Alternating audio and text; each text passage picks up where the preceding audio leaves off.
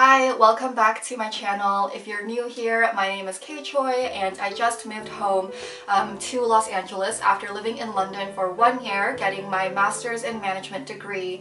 And this is relevant because in this video I want to talk all about that degree. I did upload a few months ago a UK grad school Q&A, but in this one I want to talk a bit more specifically about my program so that anyone out there who is thinking about pursuing the same program or maybe one that is very similar can use this information to get the most out of their experience. It's gonna be a long one, so grab a cup of tea or something. I want to talk about everything about my program, so the classes I took, a little bit about my dissertation, the general pros and cons.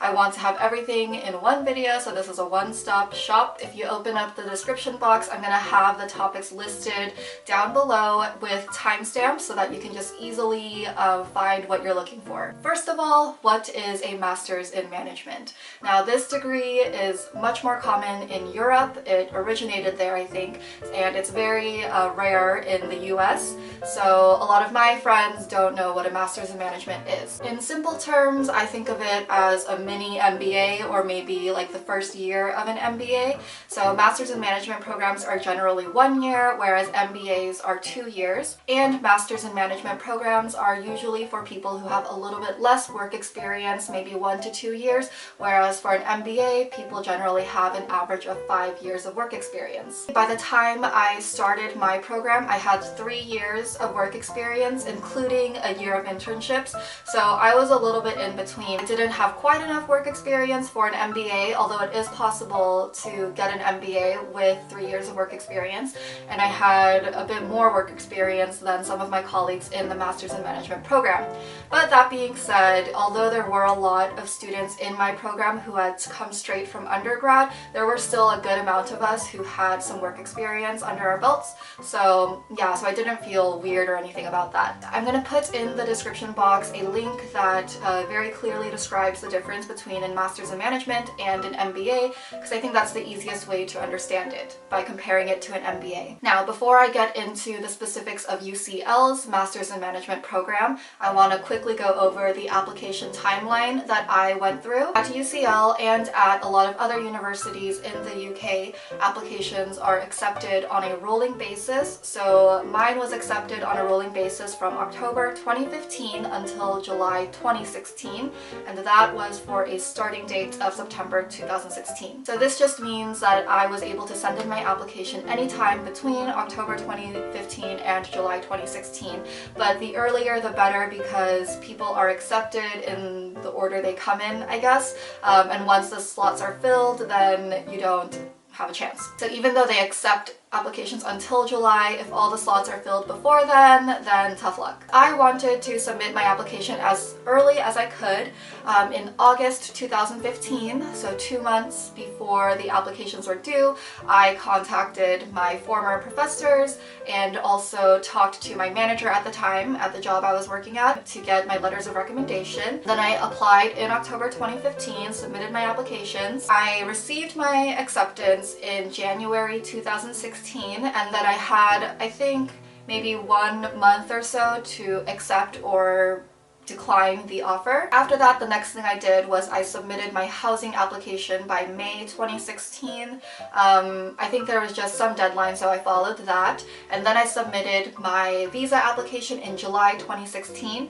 And this is because the earliest that you can submit your visa application for the type of visa I had, which was a Tier 4 student visa, is 3 months before your anticipated move date. Then in the same month, in July 2016, I got my housing placement, so that was about a 2-month turnaround from when I submitted my application. In August 2016, I got my visa approval, so that was also 1 to 2 months. The actual application process then took about a year from asking for my letters of recommendation to receiving my visa approval, but even before that I was studying for and preparing for the GRE. UCL didn't require a GRE in order to apply. They did say that you could include it in your application if you think that it would make you a stronger applicant, but I was also applying to other universities that required a GRE or a GMAT, So that's why I was taking the GRE. Now I'm going to talk about UCL's Masters in Management program.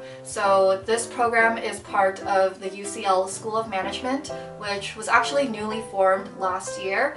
Before, the management degrees were just put into the, I think it was called like the engineering and something department, but they became their own school last year. So in the UCL School of Management, there is a Master's in Management degree, which is what I did. There's also a Business Analytics degree, which was brand new. And there is also a technology entrepreneurship degree. There might be some other programs that I'm missing, but the Master's in Management is the biggest one, and they accepted about 220 students last year. It is a one-year Master of Science in Management program, and that is 12 months from September to September. There are 3 terms or semesters, which are the fall, spring, and summer, and over fall and spring you take a total of 8 courses, and over the summer you work on your dissertation, which is your final master's thesis, or in the School of Management they call it your business research project. The classes that you take for the fall and spring semesters depend on which route you are in. So let me explain.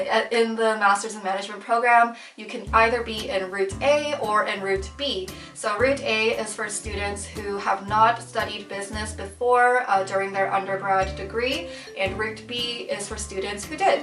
So I was in route A because I studied English literature for my undergraduate degree. In route A, you have to take more general business foundational courses, whereas in route B, you get to choose a pathway, or I guess a concentration, you can call it.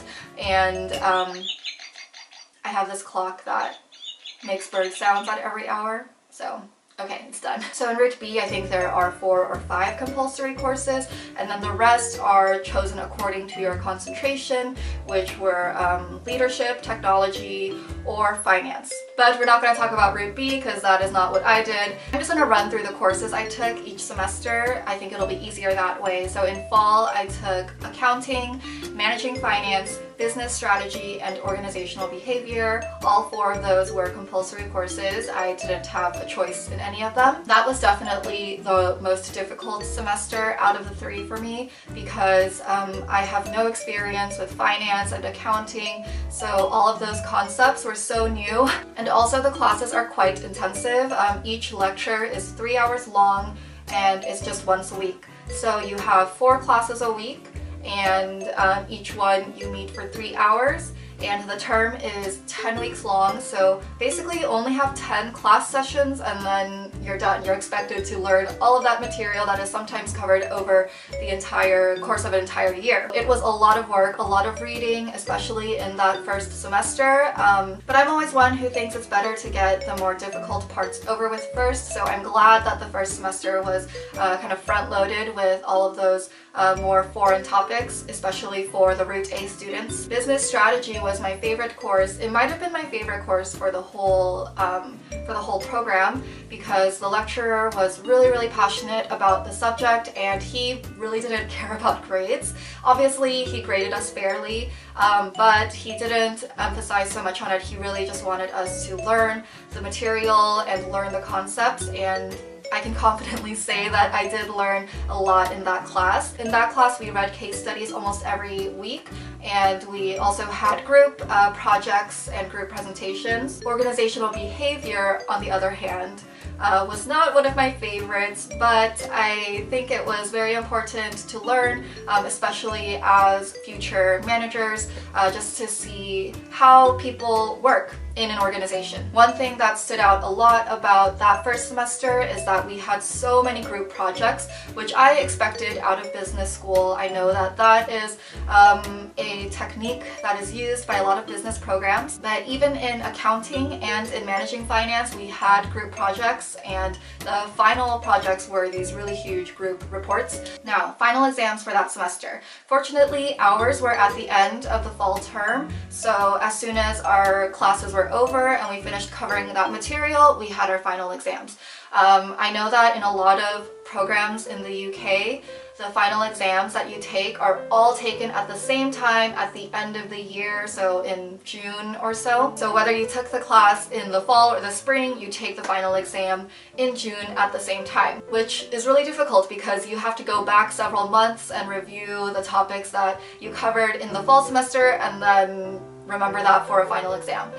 So I was very happy and lucky that our final exams were taken at the end of the term and before the Christmas holiday as well, because I know there were also people in other programs whose final exams might not have been in June, but their first semester final exams were in January, so they still had to study over the Christmas holiday. So in my program, everything was done before the winter break for that semester. Now in the spring semester, I had another 4 courses to take, but this time 3 of them were compulsory and 1 was an elective. So the 3 compulsory courses were Decision and Risk Analysis, Business Economics, and Markets and Customers, which is basically marketing. And the elective I chose was Global Corporate Social Responsibility, or CSR. I know that they're not offering that course next year, so I don't know what they're going to replace it with, but for me, we chose between CSR, Strategic Project Management, and International Business. The second term was a lot more laid back, purely because we weren't doing accounting and finance, which I think just had the most material to cover in the shortest amount of time. For that semester, I would say Decision and Risk Analysis was the most difficult course, but I ended up doing the best on that final exam. Not like out of my program, but out of my own exams. So I don't know. It is just a lot of logical thinking, I guess, and you learn different Excel functions, so I think it is pretty useful. Business economics was essentially microeconomics, and it was a very, very broad overview of the topic, so it is good for people who have never taken econ before, like myself. I know there were some students who had taken economics before, so I'm not sure how helpful they found that course, but the lecturer for that was also very passionate, and I think he was my favorite lecturer for that semester because similar to my business strategy lecturer, he was very passionate about the material and really just wanted us to learn. Markets and Customers I think was a bit disappointing because the lecturer did not actually lecture us that much. My camera stopped recording, so the framing might be a little bit different, but anyway, you could say that that's good, I guess, if you I don't know, don't want to listen to a lecture. I felt like I didn't learn that much because we did a lot of group work, which is good in terms of learning how to work in a group and work in a team, but it felt like we were just regurgitating these frameworks that we had covered in class for 30 minutes, and then that was it. But we had a lot of guest speakers for that class, so I think that was interesting. It's always good to hear from people's direct experiences rather than just from a textbook or a presentation. Final exams for this semester were also taken at the end of the semester before the break, but we only had 2 final exams, which was for economics and decision and risk analysis, and for the other 2 classes, for marketing and CSR, we had final essays, which those were due at the end of spring break. So that was kind of a drag, but it could have been worse. We had a spring holiday of about 4 weeks, which for an American, that is so much time because in the States, spring break is usually just a week long. So to think about a 4-week, month-long spring break is amazing. And I got a lot of traveling in at that time with my former college roommates. I actually vlogged all of our travels, so I'll link that up there if you haven't seen those vlogs. Now, where are we in the timeline? So after spring break, we started the summer term, and there were no classes for the summer term except for the first week. There was a week of dissertation and business plan workshops. In the Masters in Management program, you can either write a dissertation, which is your traditional master's thesis, or you can do a business plan. So we had workshops for students taking either one, just to go over what is expected of us. I did a dissertation because I didn't have a specific business plan idea. After the week of workshops, then it was just up to us to meet with our supervisors, which were allocated to us by the school, and just meet with them and get our dissertations done. Before I get more into my dissertation, I want to talk a bit about international summer school, because the Masters in Management program at UCL offers free international summer schools for their students, but there are a very limited number of spots for those summer schools. UCL has these agreements with universities around the world, in China, in Colombia, in Paris, India. I forget all of them, but they make agreements with them every year to allow X number of students in each program to attend over the summer. And how the students get to go is they just apply through UCL. So it's a pretty informal application process. There's just a form that you fill out, and you're very limited on the number of words you can use, but you just put your top 2 summer school choices and why you think that you would be best to represent UCL at that summer school, and why the topics covered in that summer school are relevant to your dissertation or to your future career plans, etc. I ended up applying for a program in Paris, which was called Inclusive and Social Business, and I think you can watch this video up here where I explain a bit more about that summer school program if you're interested in that. I just wanted to touch on that really quickly because I thought that that was a really cool addition to this program that I hadn't seen in other Masters in Management programs. I think it's awesome that I got an opportunity to study at yet another school abroad and get a chance to choose another course other than the one elective that I got for my UCL program. Back to the dissertation. I'm sorry if this is all over the place. I'm trying to just go chronologically, but hopefully the topics that are listed in the description box with the timestamps will help you out. The basic outline of a dissertation, this is obviously different for different subjects and fields or different universities, but in general you have an introduction, a literature review, your theoretical framework, your research methodology, your analysis, data and analysis, and then your final conclusion. I had a lot of traveling planned for the month of June. I was essentially not in London that entire month because I went to Slovenia for a week, I went to Lisbon for like 4 or 5 days. I was in Paris for summer school. I had to get a lot of my stuff done in May, so what I did was I drafted my first 4 chapters in May, as well as my questionnaire, which is what I was using to collect data. So I finished drafting all of that in May before I left for my trips in June and sent those over to my supervisor as I completed them and got feedback that would be ready for me to work on when I got back from my trip. So when I got back in July from summer school, then I had all of my data from my questionnaire because I had distributed it in June and had been collecting for a month. And side note, thank you to any one of you who took my questionnaire. You really helped me out in getting the numbers I needed. So yeah, thank you again. So anyway, when I got back in July, then I was able to do my data analysis, my conclusion, send those to my supervisor. Then my mom visited me in August, so I got most of it done during the first week of August, and I just had to get some final feedback from my supervisor. And if you watched my Vlogust vlogs, then you would have seen a bit of the progression there in waiting for my supervisor to give me feedback and editing and all of that. So I ended up submitting mine a few days before the deadline of September 1st, and then it was done. I forgot to say, word count wise, the minimum was 10,000 words and the maximum was 12,000, and that is actually not a lot because that word count includes the title page, the table of contents, all of the figures and tables. It just doesn't include the bibliography and the appendix. With all of the different tables I had in my data chapter, I really had to cut out a lot to meet that 12,000 maximum. Latest status on the dissertation is that we will get back our feedback and our grades in October or November. Now we're done with the chronological overview of the course classes and dissertation. I want to talk a little bit about student life now. So as a grad student, we can join pretty much any of the societies or clubs that are at the university. Most of the members are obviously undergraduate students because they're a bigger population at the university. I decided to join the swimming club. So I did think about joining some business-related societies because I know that they're great for networking, and if you join a consulting society, then you can get some, consulting project experience. But I figured that Maybe I would stand out a bit more if I did something completely unrelated to my degree.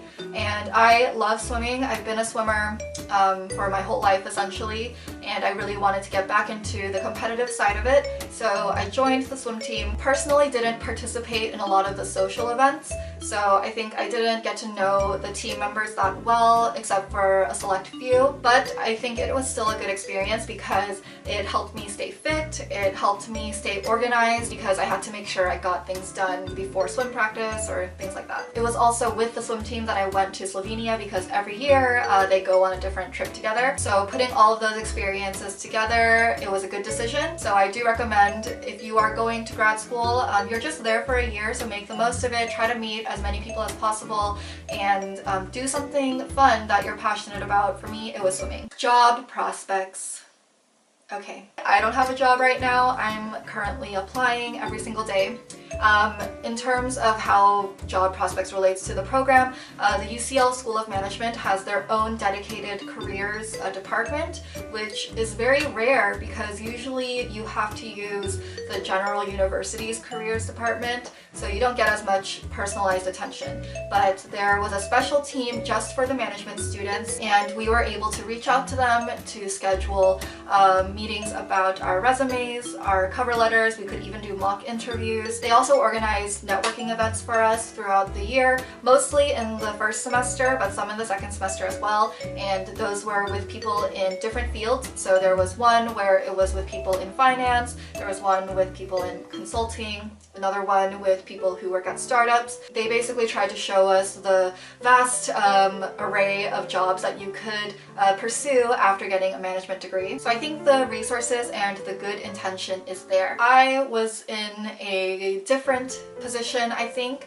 A lot of those career events and career services are geared towards students who are pursuing their first job out of college. Like I said earlier, a lot of the students in my program had come straight from their undergraduate degree, so the job that they would get after this master's would be their first full-time, like real adult job. I, on the other hand, am not looking for my first entry-level job, but I'm trying to use the skills that I've already acquired in my previous job to shift into a different function. A lot of those career events and the recruiters that would come are recruiting for things that are called graduate schemes. They're basically like rotational programs where companies will hire a whole class of recent graduates and then put them through like a 2-year program where they work in different departments and then have a full-time job offer after that. So because I wasn't planning to apply to those grad schemes, and also I eventually decided to move back to the States, it was a bit difficult for me to coordinate and figure out my job prospects while I was in London. So here I am now applying to jobs. I did have some phone interviews while I was in London, mostly informational. I'll just keep you posted on what happens and how I think my management degree played a part in that. I will say though that with my new business education and foundation of these basic concepts, I feel a lot more confident in applying to jobs that I would never have applied to before. So I think just in that sense, it's helped me already, and we'll see how it helps me later on. Okay, almost done. Graduation. I have not had my graduation ceremony yet. There was a completion ceremony that the UCL School of Management just put on, and that was actually on September 8th, and I left London on September 7th. And it was just unfortunate because I had already booked my ticket back home before they let us know of the final date about the ceremony. So I couldn't attend, which is a shame, but our official graduation ceremony is going to be, I think, in June 2018, so it'll be summer 2018. It's like a weird thing because we don't officially get our degrees until our grades are done and everything, which is not until November, and then I guess the next graduation ceremony after that is in the summer. So that's why our graduation ceremony is nearly a year after we finish our program, which is very anticlimactic and weird to me, but we'll see. I don't know yet if I'll be going there because I am going to Korea in the summer, so it could be a lot of money to be going to all those different places, but we will see if I am in London for a short while next summer. I want to talk about some quick pros and cons and my overall thoughts about the program and then conclude it there. This is like the TLDR part of the video. So pros. Number one, it is 1 year, which is half of the time of grad programs in the US. So that is great. It is also much cheaper than the grad school programs in the US, which I appreciated. We were also in a brand new campus, so the UCL School of Management bought and set up a new campus in Canary Wharf, which is a financial hub of London, and it is in the building 1 Canada Square, which is this one right here. We were on the 38th floor, so that's how I got a lot of cool views and time lapses with the River Thames. We also had free printing at that campus, so it was really good for the students, but it was really bad for the environment. I'm sorry. Cons. It is the most expensive program at UCL, I think. Some of the other master's programs are like £9,000 and mine was £24,000, which is still cheaper than the cost of master's programs in the US, but very expensive for a UK grad school program. Also, although we had a shiny new campus, there just wasn't enough room for all of the students that they admitted, because even in addition to the 220 in my Master's in Management program, there were students in the other programs that I mentioned. So when there were times that we all had classes right after each other, the student hub and area got so full, the trash would like pile up to here because the trash bins weren't big enough. And yeah, it was really funny because we could see on the map that the campus had a student hub area like about this much, and then the rest was like all faculty area. So by the 3rd term in the summer, they opened up some of that for us to use as study spaces. But then by then, like, nobody was at the campus because we were just working on our dissertations elsewhere. So that was a bit annoying. Overall thoughts, I think it's great for an overview of business topics. It's good for people who did not study business before. I studied English, as I said. Some of the other students in my Route A side of the program, they studied music. One of my good friends, she did Portuguese and Spanish. Yeah, people just did psychology. Lots of different topics. So I think adding management onto whatever you studied beforehand just rounds out your education and makes it a bit more diverse, which is always good. I found that the administrative staff wasn't very organized, or they weren't as organized as they could be, and they weren't very tech savvy either. There were a lot of issues with emails not getting to students, which I know is not their fault, but they didn't do so much to confirm that we got certain information through like the Facebook group or things like that. So there were some things that were very frustrating. For example, the scheduling, like our first term schedule wasn't given to us until Sunday night, and we were starting our classes on Monday. Yeah, things like that moved very slowly, and they had a lot of technical difficulties. So hopefully that's something that they can improve in the future. Another thing that was a little bit unexpected was that I didn't feel quite so immersed in the British culture because London is so global. So I guess I should have expected that, because